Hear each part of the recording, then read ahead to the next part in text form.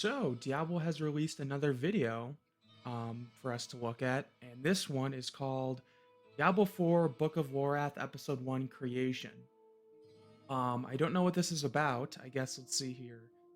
For untold eons, the eternal conflict was raged between the dynamic hordes of the burning hells and the angelic host of the high heavens. Arm yourself for the fight on Sanctuary with the weapon of knowledge, young scholar. Lorath. Oh, it has. Oh, that's neat. Like, is the animator, the illustrator. Very cool. Anyways, from that description in the title, I believe this, and it's called Episode One Creation. I'm guessing this is kind of like the origins of the Diablo franchise, right, or the lore and story of Diablo. I'm guessing. That's my assumption. We'll see what this video is about. I'm very excited. I was actually stating in my last episode that I think, I know there's probably a lot of people that have played the other Diablo games that are playing this game because it's Diablo 4, right? It's a franchise, so people have played the other ones. But I do hope that for the new players, this is kind of an insight into the lore of Diablo because I think the lore of Diablo is very cool. I mean, the reason I'm making this video is because I love the lore and story of Diablo. I'm no expert on it, but I do love it. I think it's cool to talk about and have a discussion about.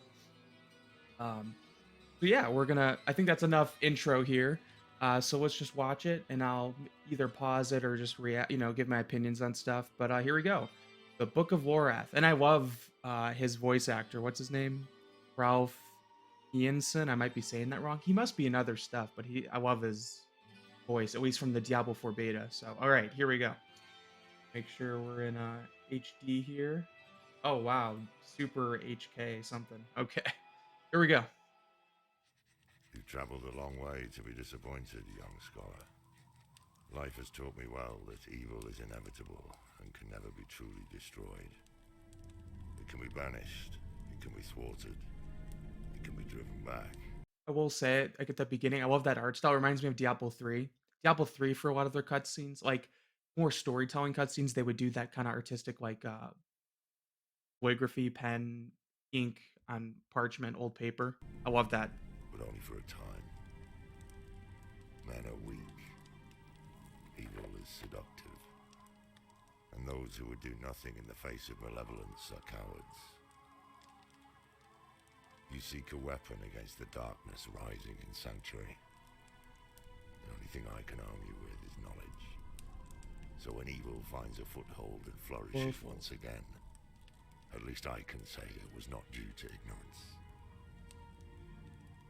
For untold eons, an eternal conflict has raged between the demonic hordes of the burning hells and the angelic host of the high heavens. Scholars have spilled gallons of ink and spent their eyesight in dim scriptoriums, writing and debating how these two factions began and what came before them. Very cool. It's like this. Before us. I will say I kind of like this scene right here, just kind of the space and the voids. I guess this is like, in at least the Diablo universe, this is like the Big Bang or like the origin of the origin of everything, right?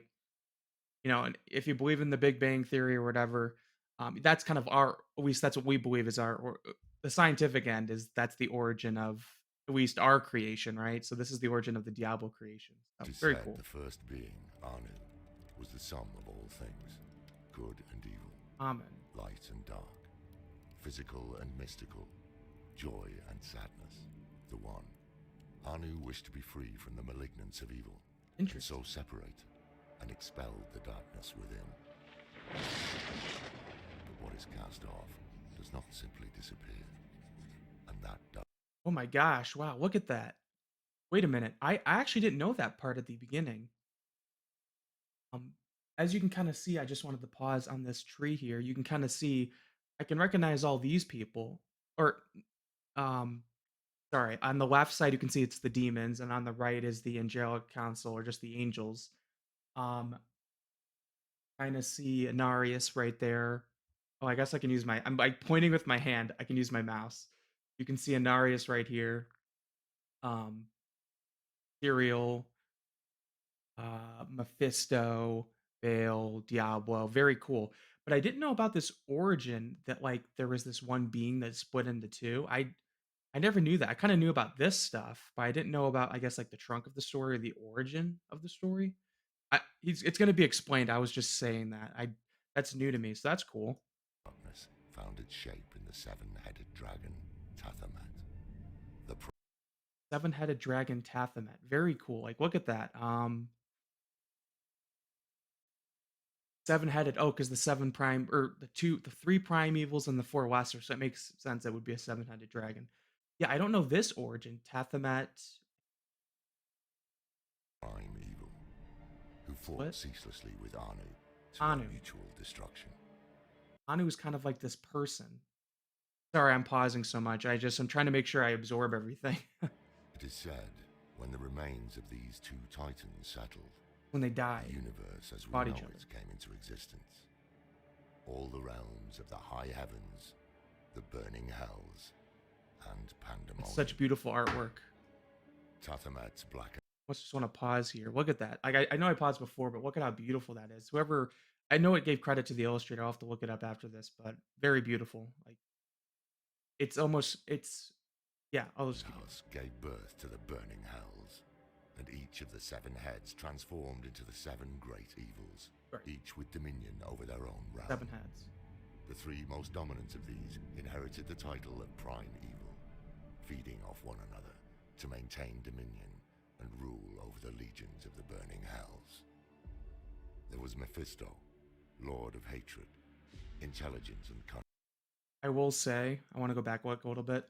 There's no way we're not going to get these 3 at some point in Diablo 4. Cuz that's the thing is like Diablo can kind of go on forever cuz unless I don't know if we could if there's a way to permanently kill a demon or at least the prime demons, but they like respawn. They always respawn. So like they can always come back whenever the Diablo 4 team wants them to. Hatred, Intelligence and Cunning, father Fisto. of Lucian and Lilith, the mother. So, of course, we're going to learn about Lilith. I like this branch here. I hope we learn more about Lucian because I think he is like out of at least all the demons we know. We don't know much. Maybe I'm wrong. I'm pretty sure we don't know like near to nothing about him. Like I think he's basically just in books. He's never been in a game. So I guessing if we do, I'm guessing we're gonna kill Lilith. Like the whole point in a Diablo, the main villain always usually dies in a Diablo game. So I wonder if he would be one of our next targets, or maybe the main character of an expansion. I think that'd be cool. I mean, Lucy and Lucifer, he's based lightly kind of on that. But anyways, let's keep going. Of Sanctuary, Baal, Fail. Lord of Destruction, Corrupter of the World Stone, and Diablo, Lord of Terror. As Deckard Cain once wrote, for as long as man fears the dark, Diablo will remain the most insidious and, I would argue, the most powerful of all the evils. Yeah, I mean he's the main character. I will say, um, interesting that this well, I guess I'll let it zoom out. The four I'll talk about lesser the tree at the evils, end. no less dangerous to the people of Here's the Sanctuary, 4 lesser prime and evils. not to be discounted on the basis of their title. Underestimating their capabilities and intentions is a sure path to our destruction. Yeah, Belial, right. Lord of Lies, Oh, uses poisonous untruths to create an ever darker, fractious world. Dural, Lord I'll of be honest, I don't remember, him as much in Diablo 3. Like, I'll be honest, I haven't played Diablo 3 in a while, so maybe my memory's pretty shot. I know we fight him in Act 2. I don't remember his, like, characteristics or his persona. I know I think he's disguised for part of the act. I remember Duriel for sure. I played Diablo 2 more recently because of Resurrected. I just remember him being a pain in the ass to kill, at least your first in Act 1 normal one, because it's his cold damage hurt. Pain, revels in the cacophonous screams of those in physical agony. Even demons are no stranger to his torment. And Ariel, the Maiden of Anguish, is the counterpart of Dural.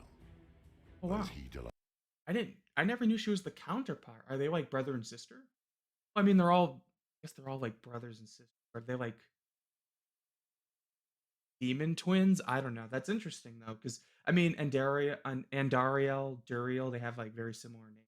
So I mean, last 4 letters of their names match. So I never knew they were like counterparts. One's physical pain, one's anguish, which is like spirit and mental pain. That's neat. I didn't really know that was their dynamic. in bodily She's torment. Act 1, Diablo 2. And Ariel derives pleasure from anguish of the mind and soul. Asmodan, the Asmodan. Lord of Sin, a clever manipulator He's and Act master of 3 in temptation, Diablo 3 or Act 4 in loves Diablo 3? vice in all its forms, but revels most in the failures of others. Demonic hordes spawn from the I remember his cinematic in Diablo 3 being so awesome. I should watch the Diablo 3 cinematics again. His character model just is very memorable, I feel like. It's just vile very cool. cavities of the burning hells, a host of ravenous, furious monstrosities that reflected the Beautiful. poisonous elements of their progenitor. There are demons beyond counting in the burning hells. All right, At now the the angels, center I of the high guess. heavens lies the crystal arch, said to be formed of Anu's spine. When it vibrates in perfect harmony, an angel is created. Oh wow, that's so cool. So Anu, so that's so when this split, I guess the spine, so the spine of the corpse of Anu, guess yeah, when it reverberates, it makes angels. I see. I didn't know like I knew about the main demons and the main angels, but I don't know much about like how angels were created. Anu, Tethamet, hope if I'm saying that right. That's new. So like the origin, the beginning of the origin is new to me. So this is great. Embodying I an love this so aspect much. of what Anu had once been. The purest of these become archangels, and 5 rose above the rest to lead the host of the high heavens. Curious. Imperius, Archangel of Valor, a brilliant tactician who commanded the warriors of heaven and led them into battle with hell. I like how the angels. I maybe I didn't notice it over here. Like they have candles for light, but it actually seems like besides candles, they also have like lanterns on at least the angel side. Maybe as we keep watching, I'll notice more of that. That's just kind of Whose a pride has led to much destruction. material. Tyrael, former Archangel of Justice, who abandoned his rigid dedication to justice and took up the aspect of wisdom instead. Wonder if we find out what happens He to him. supported the many causes of humanity, renounced his Arius. angelic nature, and fell to earth as a mortal. Sanctuary would have fallen to darkness long ago without his aid. In Arius, I like how creator of their Sanctuary, branches served connect under Tyrael because and was they an do it. advisor to the council until he rebelled. Ariel, the Archangel of Hope, who embodies the shining light of a bright future and sees the potential for good in I don't think we know much about her. I don't. I think we've met her before, but I don't remember. Unfortunately, like I just remember these. The three that he started with are the ones I know the most about. all things, but who is no less a warrior than the others, dispatching those who spread despair and Yeah, darkness. there's another lantern there. She is said to lead the chorus of the high heavens in harmony. Ethereum, the Archangel of Fate, who comprehends the tangled web of fate and time, though the future of humanity remains obscure to him, unseeable, That makes sense. because we are not of the natural. I don't think we know much about him either. I wonder, is that like a bard kind of thing he's holding, or is that a scroll? Or I've never noticed. Most of their weapons are pretty iconic. Tyrael, big sword, a polearm for Inari, or spear for Inarius. I think a polearm for gosh, Imperius. So it's interesting, and that's Malthael's coming up. Order of creation. Malthael, the former Archangel of Wisdom, who fell to darkness and brought ruin to Sanctuary when he abandoned the aspect of wisdom and took up the aspect of death. I encountered him once, long ago, and barely escaped with my life. Purist Council. Few who met him after his transformation survived. Oh wow, you know what I like? It makes sense, because he kind of defected from the angels, right? Well, I like how his branch kind of sticks out to the side on its own, kind of showing that he kind of split ways with the angels. He's like the bottom at the edge. And even look at this, he even has thorns. Like they all have branches, but his actually has thorns on it. Because I guess he became corrupted or evil or turned to the dark side. I like that. That I like the representation of the branches. Like besides just being a family tree, it has like the bark and the branches itself kind of give you After some all, no one can stop death. These 5 archangels formed the Angelus Council very cool. and Very ruled cool. heaven in harmony until Malthael abandoned This is them. beautiful. Look at that. The council fell to confusion and dissension. Their unity diminished. Alongside heaven and hell, there is a third realm, And this is where our next story begins and ends. Nice. So yeah, I'm guessing chapter 2 will be on the Nephilim, right? The humans. So I bet you can kind of see their branches connect and they go up here. So I almost wonder if this whole video will pan up to more art and maybe to talk about all of the children of Lilith and Anarius, right? Um, Maybe I should let it keep going. I know I'm pausing a lot. But I think the next chapter will be about the children of Anarius. The first one being Rathma, the one that we saw in the Diablo 4 beta. But maybe all of their children, because I think, yeah, I'll let it keep Where going. Anu and Tathamad slew one another, the violence scarred the cosmos and birthed the plane of pandemonium. It was here the World Stone, also called the Eye of Anu, came to rest. I have Anu. A mountain-sized artifact of infinite power that embodied the endless cycles of Oh, birth maybe and not, because the death, branches. destruction and creation. Desire to control its infinite power fueled the eternal conflict, until Inarius and Lilith stole it, and used it to create Sanctuary.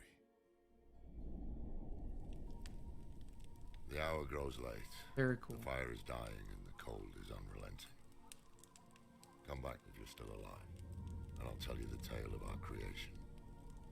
Of our creators, Lilith and Inarius, mother and father of Sanctuary, and the long, bloody history of the eternal conflict. For now, we should rest, and I pray your dreams are not as dark as mine. Oops, what a cool way to end that. Oops, I went to their homepage. I didn't mean to do that. Let's go back here. Um, Anyways, I loved how we ended that, but let's go back to the family here. Said to lead. Um, Here we go. Okay, yeah, this is kind of what I wanted to show. On a little bit more. There we go. Man, this was beautiful. I loved it so much. I know I paused it and cut off a lot. Hopefully you guys liked that. Yeah, so just quick summary, I guess. I did, and I said this before, but I didn't know much about the origin of Anu and Tithamet, and I forget what the name of the original, like the base. It was one being that split into two. Um, Primevals, but when I wanted to go a little bit more, I mean, the description for each of them is great. I loved this so much because it basically gives the story 100 within the higher lifespan of Diablo 4. There is no way that they're not going to include all these characters into the game at some point. Maybe not at not at the original, maybe in an expansion, but these are like, it's funny. Besides our characters, these are like the main important characters of the Diablo 4, not Diablo 4, just the Diablo franchise, right? Is the angels and the demons. It's funny, there are a few important Nephilim and humans, and I'm hoping that's what we get. That's what the next chapter is going to be about, is the Nephilim, the first children of Anarius and Lilith. But before I go into that, I just wanted to say I liked how the tree kind of, like I explained with Amalthea, where it gets thorny because he kind of defected. Trying to see if there's any other stuff like that.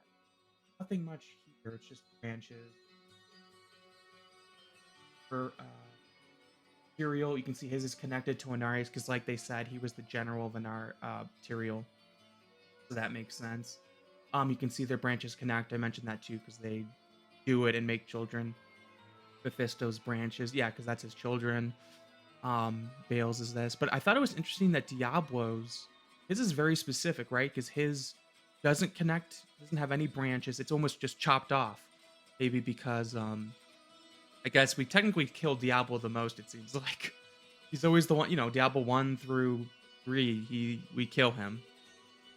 Whereas the other ones, either we don't fight as much, or anyways. And his is the biggest trunk, maybe because he has the most power, as Lorath kind of stated. And then you can kind of see this one branch makes the 4 lesser evils. Very cool, very cool. But yeah, I guess what I was going to say was I really do think what they'll do next in chapter 2 is talk about the Nephilim. And I really hope, of course, we know about Rathma the most. That was the necromancer. That was their first child. But I'm pretty sure, I don't know if they had more children, but this is where my memory is bad. I think they've had a few. I think they had a few children. And basically, a lot of them are based off our character classes. Like there was a barbarian, the first barbarian, I think Polkarthos. I might be butchering his name. A lot of the weapons in Diablo are named after him. He was the first barbarian. I think there's a druid called Fasir or Fasir. I might be butchering these names. And then those are the two I remember. Was there was a barbarian, a druid. There was also the first like sorcerer that has a name. I think I don't know. I'm not gonna even try. But there's like a bunch. I think there were like four, like 5 to 6 children that were like the first Nephilim that we kind of diverged to create all of the classes of. Even I think there was like an Amazon. Um, I don't know, but I'm hoping that's what the next chapter's on. It's like Nephilim because we've kind of done the demons and the angels. So next would be the Nephilim. And I don't know what chapter 3 would be. I'm guessing usually they do a trilogy, right? So chapter 1, 2. I don't know. Who knows? But yeah, this was great. Hopefully you enjoyed my thoughts and just kind of looking through it with you guys. Put your comments down below. I love family trees. I just love the origin and the story of Diablo. So hopefully you enjoyed this. And yeah, I'll see you guys in the next one.